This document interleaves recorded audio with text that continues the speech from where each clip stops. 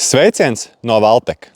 Tā kā LAD atbalsta fondi ir tepatās aiz stūra, un mazajām un vidējām saimniecībām šajā fondu kārtā ir atļauta arī lauksaimniecības pašgāju mašīnu jeb graudaugu kombainu iegāde, tad šodien vēlamies parādīt ideālu sabiedroto šāda izmēra saimniecībām Fendt 6275L kratītāja tipa kombainu.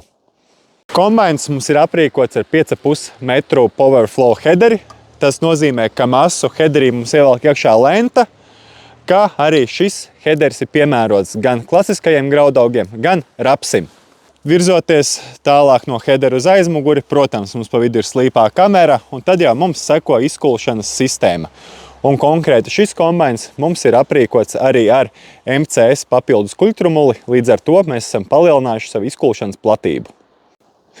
Un, protams, ejot tālāk, pēc izkulšanas mums seko separācija, līdz ar to mums ir šim te kombainam 6 salmu kratītāji. Ja runājam par palevu un salmu izvadīšanu ārā no kombaina, tad šis kombains jau mums ir aprīkots gan ar palevu pūtēju, gan ar salmu smalcinātāju, un, ja nu gadījumā salmus mums nevajag smalcināt, bet laist vālā, tad pagriežot rokturi, tas ir elementāri izdarāms. Kombains mums ir aprīkots ar 8600 litru lielu graudu bunkuru, kā arī ar izkraušanu, kuras jauda ir 105 litri sekundē.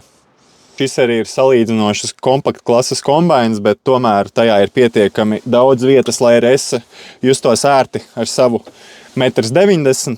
Tāpat tās varētu pielāgot gan stūres statni, gan rokas balstu, un pats galvenais vadība ir ļoti ērta un pārdomāta. Un loģiski saprotama. Ja tevi ieinteresē šis kombains, droši sazinies ar savu reģionālo tirdzniecības pārstāvi un uzzini visu, kā tu vari tikt pie šī kombaina savā īpašumā.